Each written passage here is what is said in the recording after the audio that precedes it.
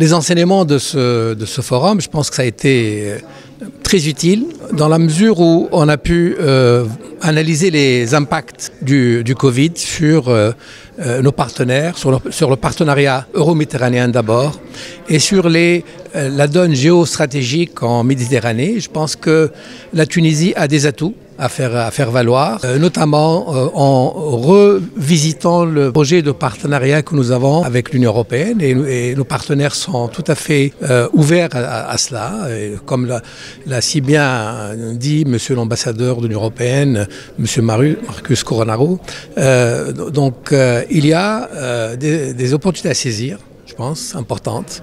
Et là, donc, on va s'y atteler, on va amener bien sûr des recommandations pour pouvoir améliorer ce partenariat. De même, au niveau de la géostratégie de la Méditerranée, de la géopolitique, il y a aujourd'hui de nouveaux acteurs qu'on ne peut pas ignorer. Je citerai la Chine, je citerai la Russie, l'Inde, la Turquie, qui est un acteur méditerranéen certes, mais qui ne fait pas partie de l'Union européenne. Et donc, je pense qu'il faut faire en sorte de nouer des partenariats. C'est pas contradictoire, c'est pas exclusif. Quand on a un partenariat privilégié avec l'Union européenne qu'il faut renforcer, il est aussi de notre devoir, je pense, de chercher à trouver d'autres partenaires dans un souci, bien sûr, d'amélioration, on va dire, de la condition des Tunisiens et des Tunisiennes, d'amener des réponses aux grands problèmes, aux grands maux que traverse le pays. Et je crois que là aussi, ça a été clairement évoqué, clairement indiqué.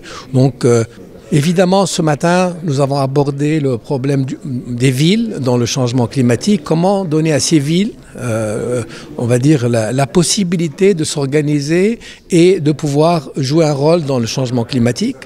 Fort intéressant. Et qu'il y a aujourd'hui un rôle à jouer à faire des communes tunisiennes pour s'intégrer dans cette, on va dire, dans cette logique mondiale qui est lutter contre le changement climatique. Ce n'est pas une obligation, mais je pense que c'est une nécessité. Et le monde entier est en train de l'accepter, de l'adopter. Un des pays qui ont comme l'Union européenne a fixé à 2050 la neutralité carbone, c'est-à-dire qu'il y aura autant d'émissions d'effets de serre que, disons qu'il y a un équilibre entre l'émission d'effets de serre et le changement climatique. Nous sommes pleinement acteurs, nous ne sommes pas aujourd'hui, nous devons avoir un partenariat d'égal à égal. Aujourd'hui, je pense que les esprits sont en train de changer. En tout cas, nos partenaires, on a le sentiment évidemment qu'ils ne considèrent pas comme étant, on va dire, des sous-partenaires.